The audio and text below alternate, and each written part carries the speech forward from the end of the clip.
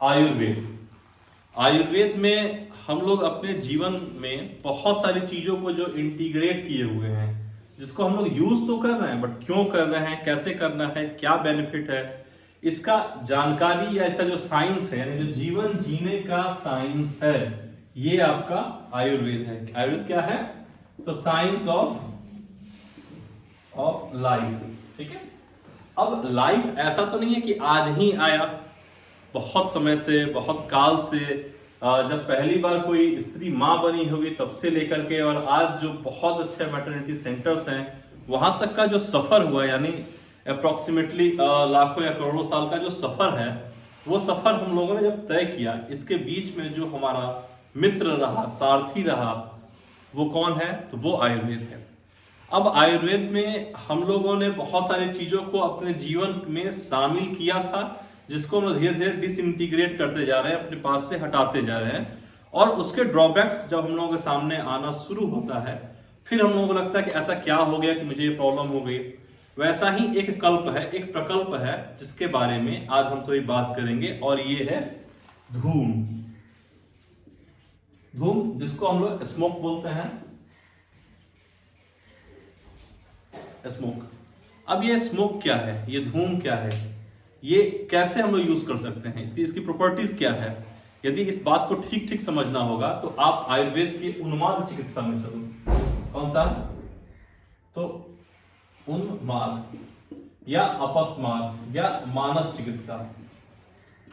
जब भी आप मानस चिकित्सा में चलोगे तो वहां पर आपको बहुत सारे धूम के बारे में, बहुत अलग अलग तरह के धुएं से चिकित्सा करने की विधियां बताई गई हैं। और अपने घर में या अपने क्षेत्र में जब हम सभी देखते हैं किसी का जन्म होता है, या जो गर्भवती महिला है जब प्रसव के बाद अपने घर आती है, तो दरवाजे पर एक धुएं की व्यवस्था की जाती है, जहां लोग पैर हाथ को सेक करके और फिर रूम के अंदर इंटर करते थे। ऐसी एक परंपरा हमारे यहाँ अभी भी है, गाँव में तो अभी भी है, शहरों में ये धीरे धीरे लुप्त होता जा रहा है। और वैसे ही यदि कभी किसी की मृत्यु हो जाती है तो उसके घर के आसपास या उसके बॉडी के आसपास भी आप धुएं की व्यवस्था देखोगे, तो कुछ ना कुछ तो प्रॉपर्टी रहा होगा। तो ऐसे अनुसंधान किए गए और देखे गए कि जो स्मोक है, जो धुएं हैं, इसके अंदर एंटी बैक्टीरियल प्रॉपर्टी बहुत ज्यादा मात्रा में पाई गई है। और चूंकि जब एंटी बैक्टीरियल प्रॉपर्टी पाई जा रही है तो हमारे पर्यावरण में धीरे धीरे जहां पे भी इन्फेक्शन के ज्यादा चांसेस है, वहां पर वो उन इन्फेक्शंस को हटाने का काम करता है, और वो हमारे लिए कहीं ना कहीं फायदेमंद हो जाता है। तो ये एक अपना जो धूम कल्पना है आयुर्वेद का, इसका प्रयोग उस तरीके से किया जाता रहा है। पर अब यहां बात करते हैं कि ये तो मैंने जो बताया वो धूम का बेसिक नेचर है, कि बेसिक है, कैसे ये काम कर रहा है। लेकिन अब बात करते हैं कि यदि हम अलग अलग द्रव्यों का धूम प्रयोग करें, जैसे सपोज कि तुलसी का धूम है, यदि केवल गाय के कंडे या उपले का धूम है, या उसके अंदर जटामांसी, गुग्गुल, वारछड़ इत्यादि औषधियों को यदि धूम बनाते हैं, तो क्या रिजल्ट्स आते हैं। और चूंकि आयुर्वेद में बहुत सारे क्षेत्र में काम हो रहे हैं, बहुत सारी चीजें बनाई जा रही हैं, लेकिन ये ऐसा एक प्रकल्प है धूम, जिसका प्रयोग हम लोगों ने सफलतापूर्वक किन किन बीमारियों में किया, वो मैं आपको बताता हूं। सबसे पहली बीमारी है डायबिटीज मेलाइटस। और जब डायबिटीज मेलाइटस यानी जब शुगर होता है किसी को, या जब ब्लड शुगर रेज रहता है और इसके कारण पेशेंट के अंदर गैंग्रीन, जैसे पैर या हाथ में जब पुअर ब्लड सप्लाई होती है तो धीरे धीरे अंग सड़ने स्टार्ट होते हैं, जिसको हम लोग बोलते हैं डायबिटिक न्यूरोपैथी हो गई। उसके बाद से गैंग्रीन में कन्वर्ट हो गया, और फिर उसके अलग सारे टाइप्स हैं।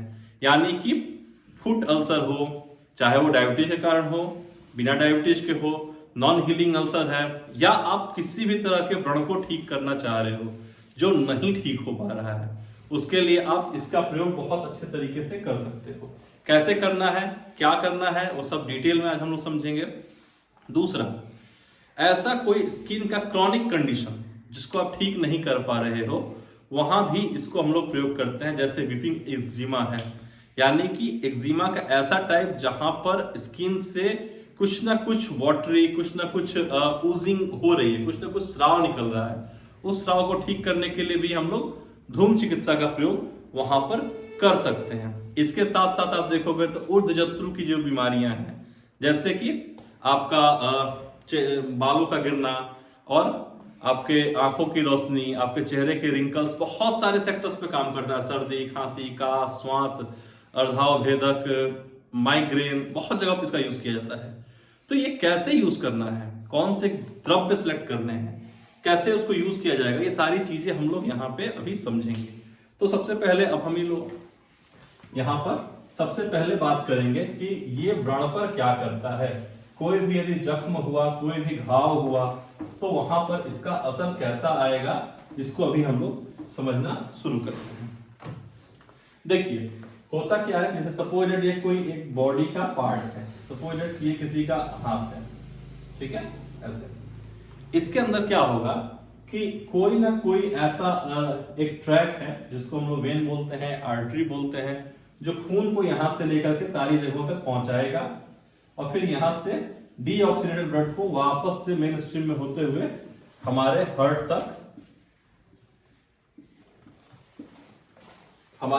तक लेकर के यहां पे जाएगा, ठीक है। अब यहां से हार्ट पे फिर यहां गया और यहां से फिर ये चला जाएगा कहां, हमारे फेफड़ा में, ठीक है। ये रहा फेफड़ा आपका, यहाँ ऑक्सीजनेट होगा, फिर वापस से यहाँ आएगा, फिर यहाँ से यहाँ आने के बाद ये पूरे बॉडी में फिर सप्लाई होगा एरोटा के थ्रू। ये एक बेसिक सा मैकेनिज्म है। क्या है कि हमारे बॉडी से सारा डीऑक्सीडेटेड ब्लड हार्ट में जाता है, हार्ट से क्या होता है, ये वापस से ऑक्सीजन के लिए फ्रेश ब्लड ऑक्सीजनेट होने के लिए लंग्स में जाता है, लंग्स से फिर हमारे हार्ट में आता है और हार्ट से आगे पूरे बॉडी में जाता है।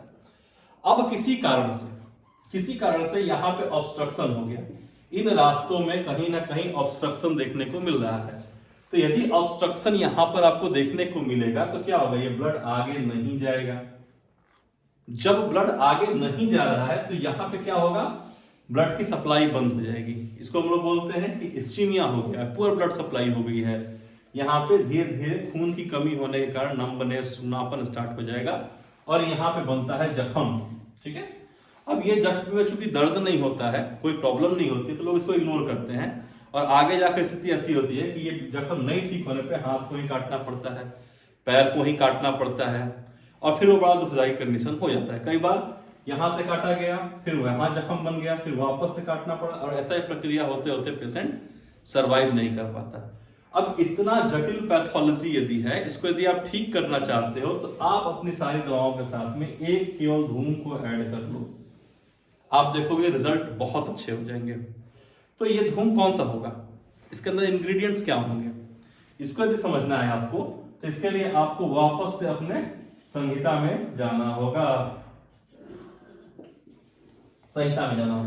और संहिताओं की समझ यहाँ पे बढ़ानी होगी कि हम द्रव्यों का कौन सा चयन करें, या कोई ऐसी व्यवस्था है क्या जो रेडीमेड हमें ये बनी बनाई चीजें हमारे लिए उपलब्ध हो जाए।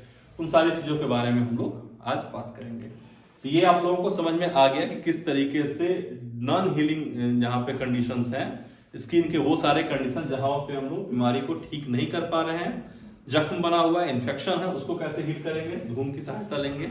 दूसरा है कि कभी भी समाज में कुछ भी स्टार्ट होता है तो उसका इंटेंशन सही होता है, लेकिन जब उसके साथ व्यापारीकरण जुड़ता है, जब उसके साथ बहुत सारी चीजें जुड़ती हैं तो उसकी विकृति स्टार्ट हो जाती है। जैसे उदाहरण के तौर पर आप लोगों ने स्मोकिंग करते हुए तमाम लोगों को देखा होगा, या सिनेमा घर में जब आप लोग जाते होंगे तो वहां देखते होंगे धूम्रपान से कैंसर होता है। पर यह धूम्रपान इंसान करना क्यों शुरू किया होगा, क्या ऐसा जरूरत रहा होगा कि आपको धूम्रपान की आवश्यकता हुई होगी। वो धूम्रपान कौन सा है जिसको आयुर्वेद सपोर्ट करता है, ठीक है, धूम्रपान जिसको आयुर्वेद सपोर्ट करता है। क्या आयुर्वेदा के साथ धूम्रपान यदि आप लेते हो तो ये मेडिसिन बन जाती है। और ये कैसे लेना है, क्या लेना है, क्या है ये, इसको अभी आप लोग समझना शुरू करें। तो धूम्रपान क्या है कि पहले आप समझो कि एक एसेंस, एक सुगंध जो होता है वो सीधे हमारे नाकों से हमारे बॉडी में जाता है, हमारे मन मस्तिष्क में जाकर के अपना असर तुरंत दिखाता है। एंटीबैक्टीरियल प्रॉपर्टी वगैरह तो है ही, बट ये जब जाता है तो मन की शुद्धि शुरू करता है। तो इसके लिए हमारे यहाँ धूम्रपान विधि बताई गई। धूम्रपान कैसे करना है, कितना अंगुल का होना चाहिए, और फिर उसको मुख से खींचना है तो फिर मुख से ही बाहर निकालना है, या नाक से खींचना है तो फिर नाक से ना निकाल करके मुख से बाहर निकालना है। क्यों? क्योंकि जब आप ये सपोज नाक है, ये आंख है, ठीक है, ये एक चेहरा है, थोड़ी सी इमेज गड़बड़ है बट आप समझो, जब स्मोकिंग मुंह से किया गया और मुंह से ही बाहर निकाला गया, इसको आयुर्वेद कहता है कि ओके। यदि आपने नाक से लिया और मुख से निकाल दिया तो ओके, बट यदि आपने मुख से खींचकर नाक से निकाला तो ये धूम ऐसे आते हैं, यहाँ पे श्रृंगारक मर्म है जो दुष्ट होता है, पेशेंट की आंखों की रोशनी वगैरह कमजोर होने लगती है। तो ये तरीका है। अब है कि फ्यूम कौन सा लेना है, धूम कौन सा लेना है, क्या होना चाहिए उसमें, तो उसके अंदर बहुत सारे ड्रग हैं जो सेकंड पार्ट में हम लोग बात करेंगे कि कैसे कौन से धूम का हम लोग प्रयोग कर सकते हैं, या कोई ऐसा धूम या ऐसी कोई कल्पना जिसका हम लोग प्रयोग करें और हम लोग स्वस्थ भी रहे, घर भी हमारा जो है वो इन्फेक्शन फ्री रहे, उसके लिए हम लोग क्या कर सकते हैं। अब चूंकि आयुर्वेद जो है वो केवल और केवल ट्रीटमेंट साइंस नहीं है, ये जीवन पद्धति है, तो यहां पर हमारे साथ में बहुत सारी चीज जुड़ती है। क्योंकि आयुर्वेद में हमारे आयुर्वेद का जब अवतरण आप देखोगे तो उसमें से आचार्य एक अग्निवेश हुए, इनकी परंपरा में चरक संहिता है। यह अग्निवेश कहीं समकालीन एक आचार्य है पराशर, आचार्य पराशर से ज्योतिष शास्त्र है, ठीक है।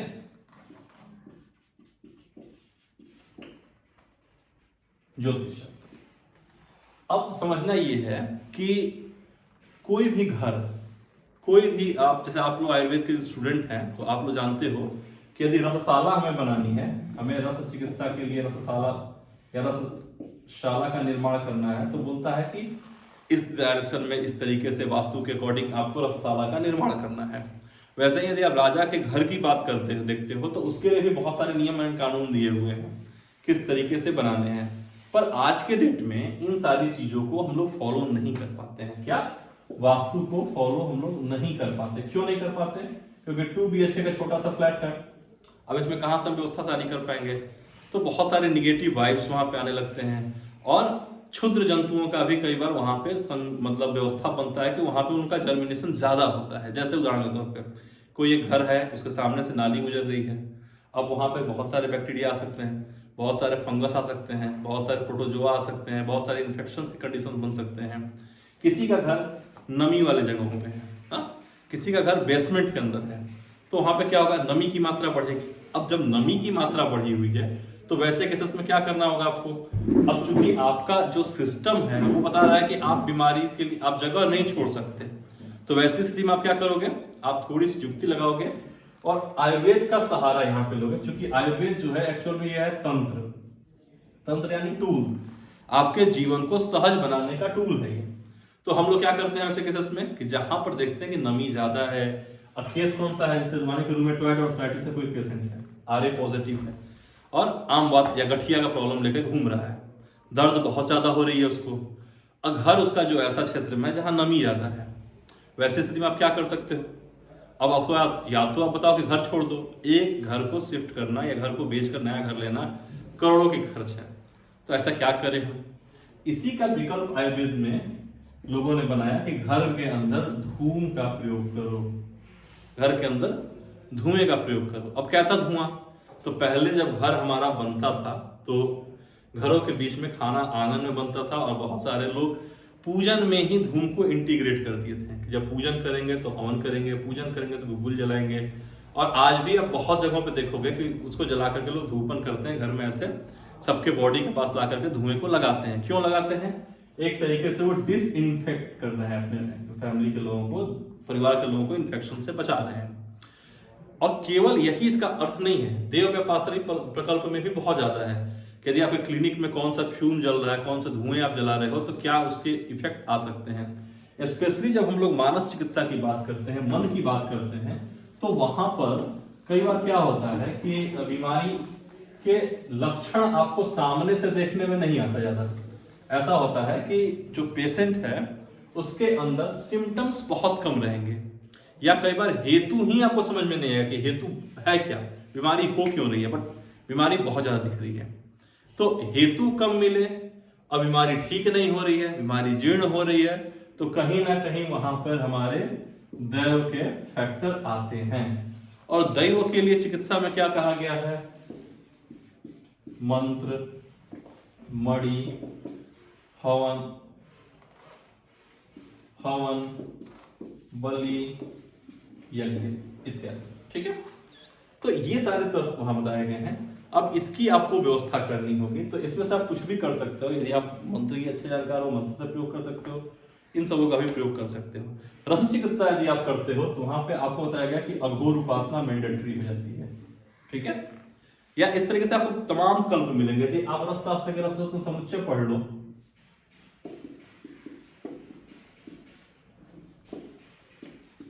इसमें आप देखोगे कि जब बंधत्व चिकित्सा की बात कर रहे हैं तो वहां पर उन्होंने सारे के सारे जो प्रकल्प दिए हैं वो देव के पासरी वाले दिए हैं। क्या इनको नहीं पता था कि भैया कुमार कल्याण रस का प्रयोग करना है, इनको नहीं पता पुष्प धनुआ रस के बारे में प्रयोग करना है, इनको नहीं पता क्या कि आपका रजा प्रवर्तनी के बारे में प्रयोग करना है, लेकिन इन्होंने बार बार इसको इंडिकेट किया है वहां पे। तो ऐसा कोई भी कल्प जहां पर आपकी चिकित्सा में युक्ति फेल कर रही हो, वहां पर आपको दैव को ध्यान देना है, और दैव के लिए सबसे सहज होता है हवन का प्रयोग करना, ठीक है। अब ये हवन चूंकि जो है इसके लिए मंत्र चाहिए, और मंत्र के लिए फिर सतपात्र लोग चाहिए होते हैं। तो कुछ ऐसा उपाय किया जाए जहां पर हम इस पार्ट की यदि जानकारी कम रखते हैं तो भी हम इसको शुद्ध कर सकें, अपने इन्वायरमेंट को शुद्ध कर सकें, अपने रोगों को ठीक कर सकें। ऐसा प्रकल्प हम लोगों को समझना होगा। और इसके लिए आपको यदि क्लासिकल आयुर्वेद में इंटरेस्ट है, क्लासिकल आयुर्वेद यानी जो सच्चा वाला आयुर्वेद है, जो संहिताओं ने बताया है, ठीक है, जो चरक, सुश्रुत आदि ने जो बातें कही हैं उस पर यदि आपका इंटरेस्ट है, यदि आप इसको समझना चाहते हैं, तो यहां पर आपको आयुर्वेद के धूम को प्रयोग में लाना ही चाहिए। अब धूम में क्या हो सकता है, इंग्रेडिएंट क्या क्या हो सकते हैं, ये प्रश्न आएगा। तो बात करना है कि हमें यूज क्यों करना है। यदि हमें यूज करना केवल घर की शुद्धि के लिए, जैसे मेरे घर का वास्तु खराब है, ठीक है, या हम घर को डिसइंफेक्ट रखना चाह रहे हैं, यानी हमारा एक पर्पस है कि घर में सुगंध रहे। तीसरा एक फैक्टर है कि हमारे घर के अंदर जो वाइब्स बोलते हैं वो सारी चीजें सही रहे। तो इसके लिए हमें क्या कल्प यूज करने चाहिए वो हम लोग यहाँ देखेंगे। इसके लिए गूगल चाहिए। अब प्रश्न है गूगल कौन सा वाला, क्योंकि मार्केट में गूगल 200 रुपए केजी से लेकर के, ठीक है, 200 रुपए पर केजी से लेकर के और लगभग 5000 रुपया पर केजी तक अवेलेबल है, ठीक है।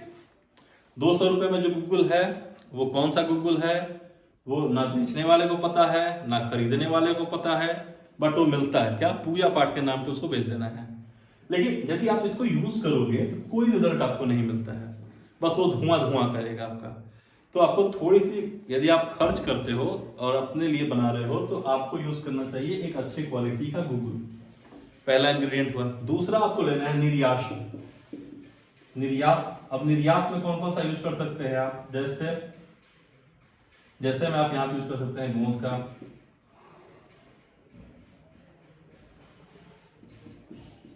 ठीक है, यहाँ पे आप यूज कर सकते हो करायल का, यहाँ पे आप अन्य अन्य तरह के जो निर्यास द्रव्य दिए गए हैं जो वातावरण को शुद्ध करते हैं उसका प्रयोग कर सकते हैं।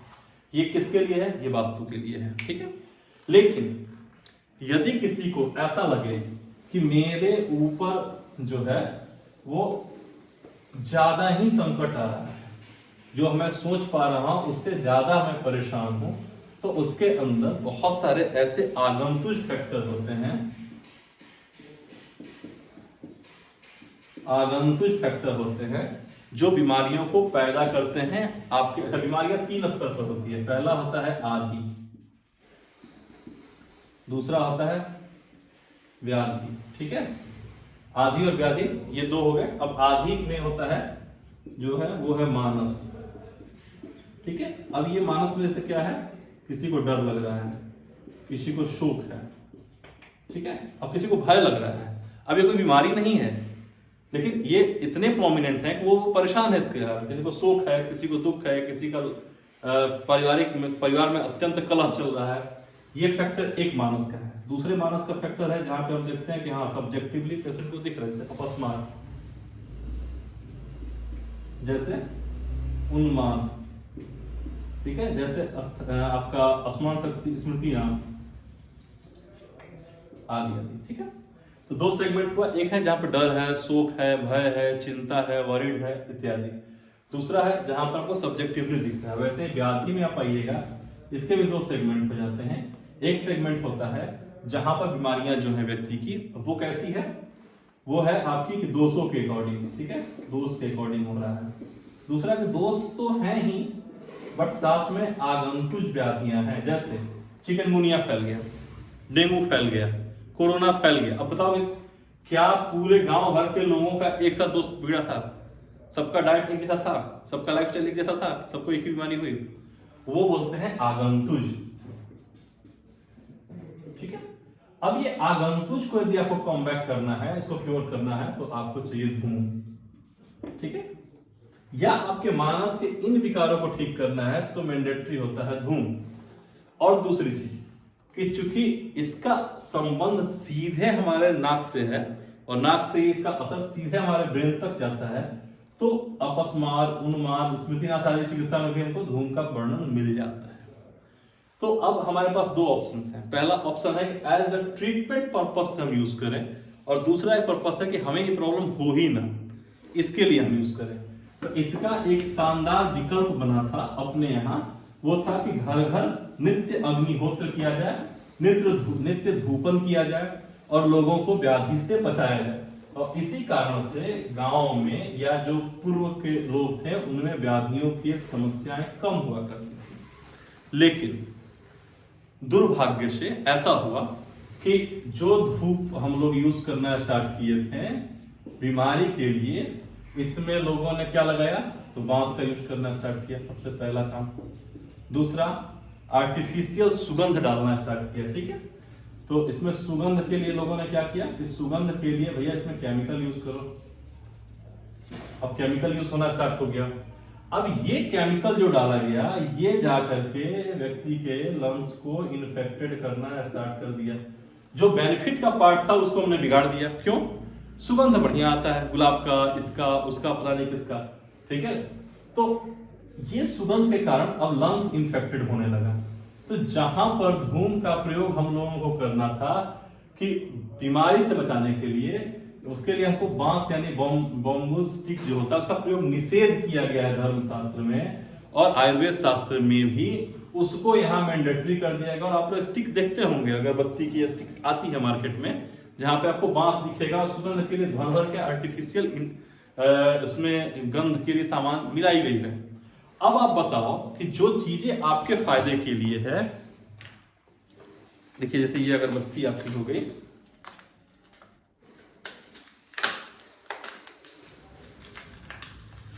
जैसे ये आप देखो, ये अगरबत्ती है, क्या है इसमें, पीछे बांस है। इसको आयुर्वेद भी रिकमेंड नहीं करता, धर्मशास्त्र भी रिकमेंड नहीं करता है, और इसके अंदर सुगंध के लिए दुनिया भर के केमिकल्स डाल दिए गए। उन केमिकल्स का क्या इस पे इफेक्ट हो रहा है वो अभी तक रिसर्च का विषय है।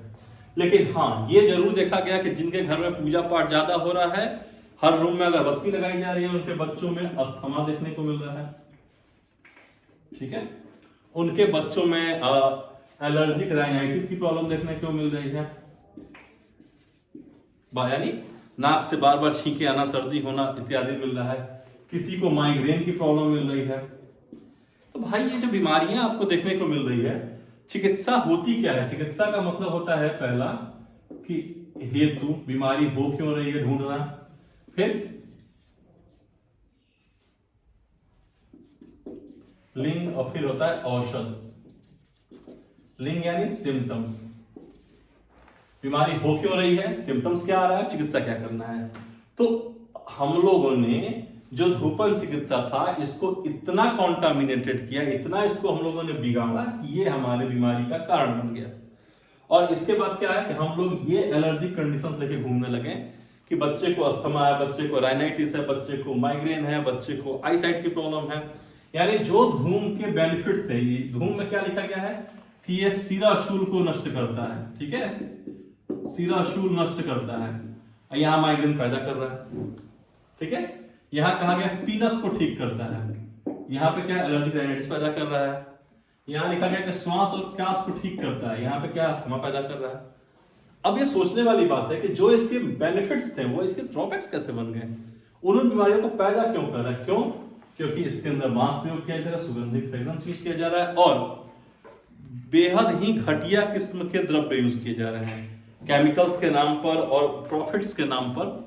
जो इसके बेनिफिट्स हैं वो नष्ट हो गए और लोग क्या इसमें किए, व्यापारीकरण स्टार्ट हुआ और 1 रुपए की अगरबत्ती और 2 रुपए की अगरबत्ती के नाम पर हम लोग अपने अपने घर में बीमारी को लेकर आए।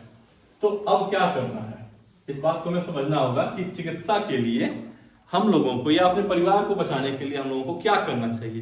पहली बात, यदि आपका बजट अफोर्ड नहीं कर रहा है, धूम्रपान बिल्कुल मत यूज करो, धूम को बिल्कुल यूज मत करो। यदि आपके पास पैसे नहीं है तो क्यों? क्योंकि यदि आप नहीं यूज करोगे तो बेनिफिट्स नहीं होंगे, पर आपको अस्थमा भी नहीं होगा, आपको कोई बीमारी भी नहीं होने वाली है।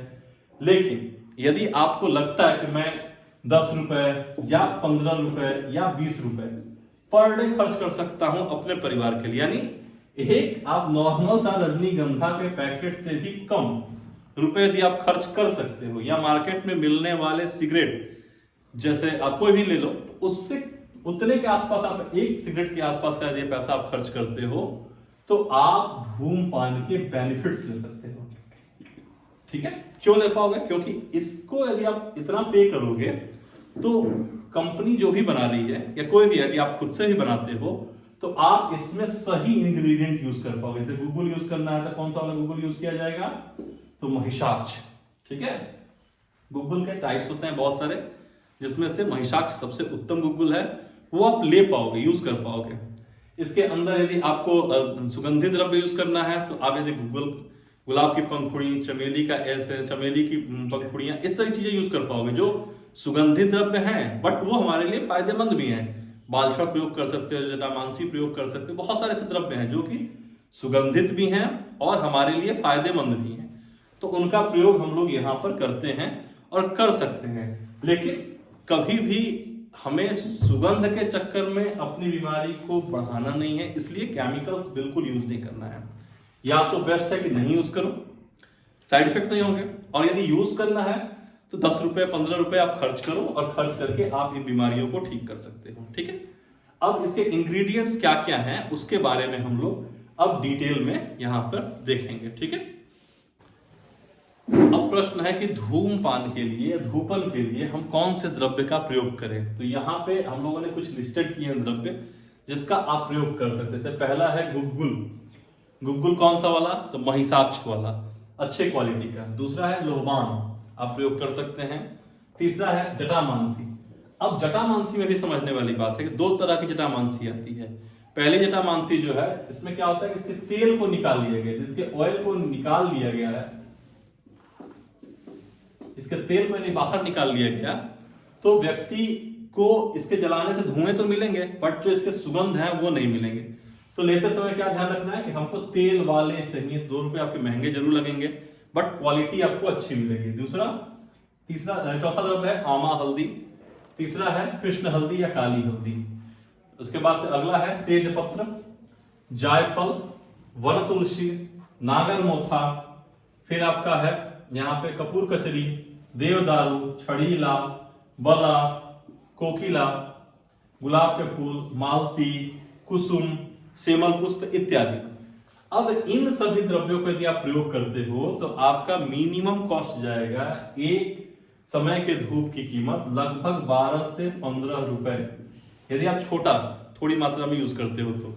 यानी यदि आपका घर जो है वो 2 BHK फ्लैट का है तो आपको लगभग 15 रुपए पर डे खर्च करना होगा, यदि आप इस धूम के बेनिफिट्स लेना चाहते हो या चाहते हो कि आपकी फैमिली में दवाइयों पे कम खर्चे हों, तो वहां पर आप इसका प्रयोग कर सकते हैं और इसके बेनिफिट्स ले सकते हैं।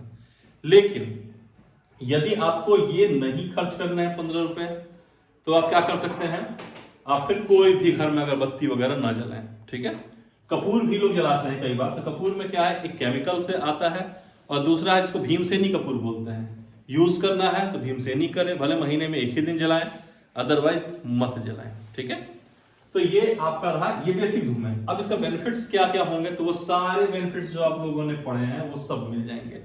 इसके साथ साथ कुछ स्पेशल मेडिकेटेड ट्रीटमेंट के लिए भी धूप होते हैं, जिसमें जांगम द्रव्य भी प्रयोग होता है, पर वो ट्रीटमेंट पार्ट का है और उसके लिए हम लोग अलग से बात करेंगे। लेकिन ये जो धूप है इसको आप बेसिकली अपने पास यूज कर सकते हैं, अपने लिए रख सकते हैं। हाँ, अब प्रश्न है कि सर इतने सारे दवाइयों को हम कहाँ लाएंगे, कहाँ कूटेंगे, कहाँ टैबलेट बनाएंगे, कहाँ हम उसको प्रयोग करेंगे। तो इसके विकल्प अपने पास हैं कि यदि आप चाहो तो आप इनको ऑर्डर करके भी मंगा सकते हो या अपने पास बना सकते हो, दोनों ऑप्शंस हैं। यदि आप अपनी क्लिनिक चलाते हो आयुर्वेद की और उसमें यदि आप चाह रहे हो कि मैं इन दवाइयों का यूज करके, इन द्रव्यों के यूज करके एक धूप बत्ती या कुछ ऐसा बना लूं या कुछ एक कप बना लूं जिसको मैं जला दूं, मेरा काम आसान हो जाए, तो आप इसको ऑर्डर कर सकते हो। कहाँ ऑर्डर करना है, कैसे ऑर्डर करना है, इसके लिए हम लोग आगे बात कर लेंगे। और दूसरी चीज है कि यदि आप इसको बना पाते हो तो वेल एंड गुड, नहीं बना पाते हो तो कप के फॉर्मेट में आपको ये अवेलेबल हो जाएगा। क्वालिटी की एश्योरिटी रहेगी, क्वालिटी आपको अच्छा मिलेगा। हाँ, ये है कि ये 12 है तो भविष्य में हो सकता है कि 15 हो जाए, लेकिन इसके साथ कॉम्प्रोमाइज नहीं होगा। इसकी इस बात का विशेष ध्यान रखा जाए कि इसकी क्वालिटी नहीं कॉम्प्रोमाइज हो, ये चीजें आपको एकदम एज इट इज सही मिले। क्यों? क्योंकि अभी के समय में हमारा जो ध्येय है या आप सभी वैद्यों का जो ध्येय है वो है कि आपके पेशेंट स्वस्थ हों, आपके क्लिनिक का जो अंदर का वास्तु है, जो फ्रेग्रेंस है वो ठीक हो, और इस चीज के लिए हम लोग यहाँ पर आगे काम कर रहे हैं। इसके बाद आता है कि बहुत सारे परिवार ऐसे हैं जहां पर देखते हैं हम लोग कि बार बार परिवार के अंदर कलह, ठीक है, बहुत ज्यादा देखने को मिलता है। अब प्रेगनेंसी के लिए ट्रीटमेंट यदि आप लोग दे रहे हो, यहाँ पे गर्भ धारण कराना है, तो आप लोगों ने पढ़ा है कि सौमनस्य होना चाहिए। सौमनस्य यानी कि आपस में प्रेम होना चाहिए, किसके किसके बीच में, पति पत्नी के बीच में। पर यदि इसका अभाव, तो इसके लिए कई सारे फैक्टर्स हो जाते हैं, जैसे पितृ, जैसे इसके लिए पितृ फैक्टर है, दूसरा दैव फैक्टर है, तीसरा वास्तु फैक्टर है। इसके बाद से आता है मन, अपने आप में एक बहुत बड़ा फैक्टर है, क्योंकि कई बार मन अनुकूल न होने पर भी यहाँ पे हम संधान नहीं कर पाते हैं। तो ये सौमनस्य के लिए बहुत सारे फैक्टर्स हैं। इसमें से वास्तु, दैव और पितृ को कवर करने के लिए भी आयुर्वेद में धूप का वर्णन किया गया है, ठीक है। यदि घर में बहुत अशांति है, बहुत इंटरनल कॉन्फ्लिक्ट्स चल रहे हैं, इन कॉन्फ्लिक्ट्स को भी कम करना है, तो यहाँ पे आपको संधान द्रव्य का प्रयोग करके धूप प्रयोग करना है, ठीक है। या यदि ऐसा हो कि अनक्योरेबल डिजीज की सीरीज शुरू हो गई घर में, और बहुत सारी बीमारियां ऐसी जो कि अनक्योरेबल सी होती जा रही हैं, या फिर जहां पर आपको क्लियर ट्रेस मिल रहे हैं दैव के, तो वहां पर आप स्पेशल धूप कुछ है आयुर्वेद में वर्णित किए हुए, जो में जिसमें से एक है प्रत्यंगिरा धूप। प्रत्यंगिरा धूप, ठीक है। दूसरा है अपराजिता धूप आदि आदि, ठीक है। इन सबों का विशेष कंडीशन में प्रयोग कर सकते हैं। हालांकि ये धूप थोड़े महंगे हैं, थोड़े रेयर एलिमेंट्स इसके अंदर डले हुए हैं, लेकिन आप इसका प्रयोग कर सकते हो। अपराजिता धूप के अंदर कुछ जांगम द्रव्य भी हैं, लेकिन इनका प्रयोग किया जाता है और इनके बेनिफिट्स भी बहुत अच्छे आते हैं। जितने भी ट्रेडिशनल वैद्य हैं वो इन सबों को प्रयोग करते हैं। और इन सबों का रेफरेंस कहाँ मिलेगा, तो इनको यदि आप देखना चाहोगे तो धूमा तिरंग में मिल जाएगा, ये ग्रंथ है, या फिर आपको मिलेगा दत्तात्रेय तंत्र संहिता में,